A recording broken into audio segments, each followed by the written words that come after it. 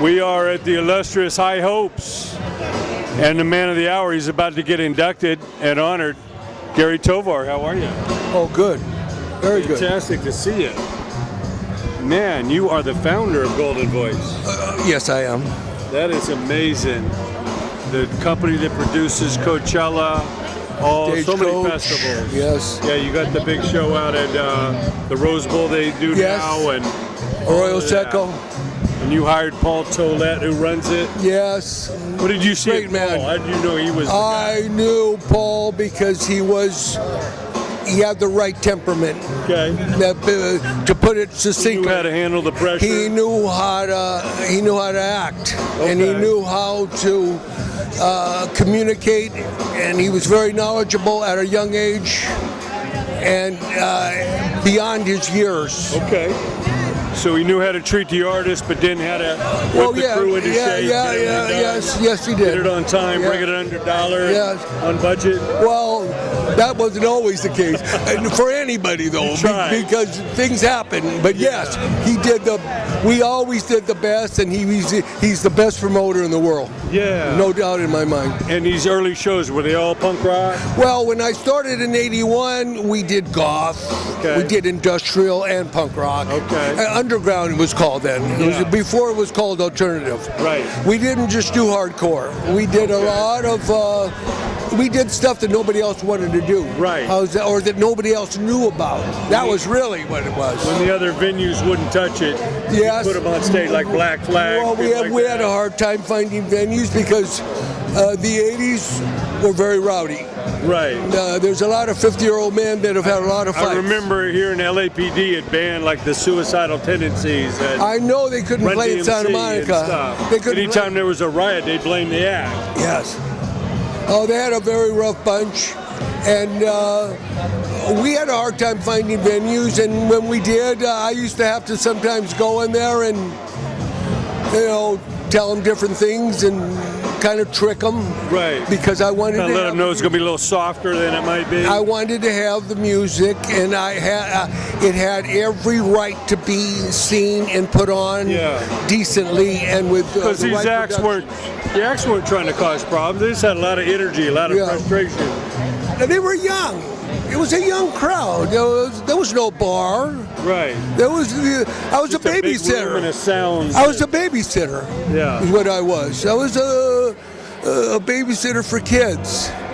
And you gave Kevin Lyman a start. You had Kevin Lyman, legendary founder of the Warped Tour. Yes, and Jim Garneau, manager of a lot of big bands, and he managed Social Distortion and 9 Inch Nails, 9 Inch Nails, all of that. Offspring. Yes. That's amazing. Yes. What did you see in Jim? He was a go-getter? Jim was a go-getter. He was very articulate, very on. I knew he was going to go on to great things. Right. You could tell he was a leader. Everybody, we hired a legion of people. Okay. We had an honor roll. Right. Rick Van Satten. Right. They were very good. On and on and on. Yeah, amazing stuff. So the Grand Olympic Auditorium, that was one of the main venues? Well, that was we put on the largest punk rock shows in the world. Okay. I used to go, whereas New York did 1,500, 1,300, 13 to 15. Right. We did 4,000 and 5,000.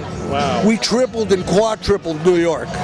Would you rent out the Palladium? Did you do any shows there? I did some Palladiums. Yes, I did. I did Public Image there back in the early days. Okay. I did a bunch of Beastie Boys.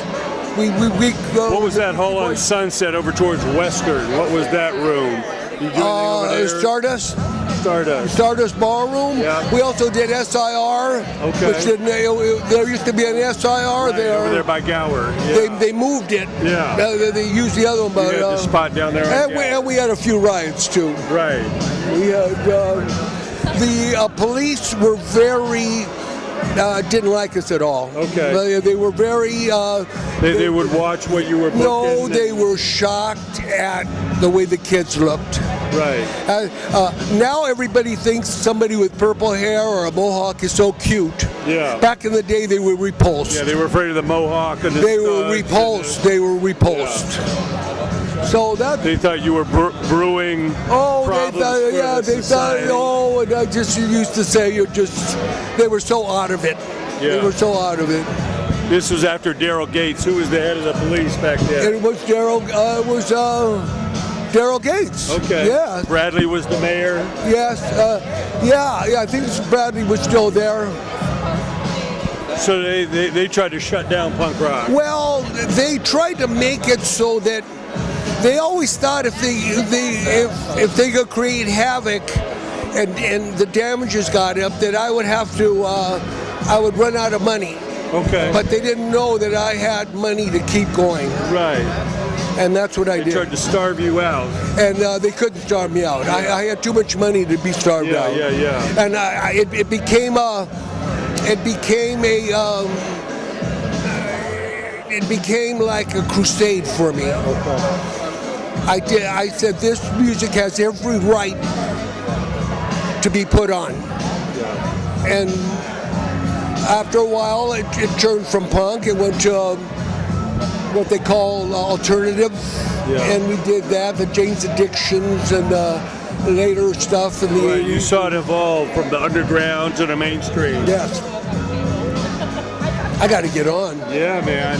It's a great honor here tonight. You're with some great people. Well, thank you very much. Yeah. The cannabis industry and music go hand in hand. Well, what I had back then is I had a two-fisted crusade. I had marijuana smuggling in one hand and music, underground music in the other. Right. I kept both worlds separate. Okay. They didn't know about each other. Okay. But I had two crusades. Yeah. And now the music is accepted, and now they want to legalize marijuana. Can you So believe it? does that mean that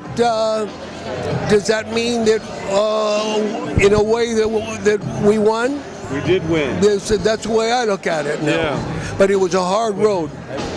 You can imagine all the people that were unduly arrested for cannabis. Yeah, including me. Yeah. Yes. It was For just having an ounce, though. It was just say no. Yeah. It was a mandatory Right, it was the minimum. Reagan- It was a Reagan mandatory minimum. It was dare to stay off drugs and just say no. They pumped a lot of money into it, and that's what happened. Yeah. Well, Gary, it's a real pleasure, man. Thank you. Looking forward to seeing you honored. Thank you very much.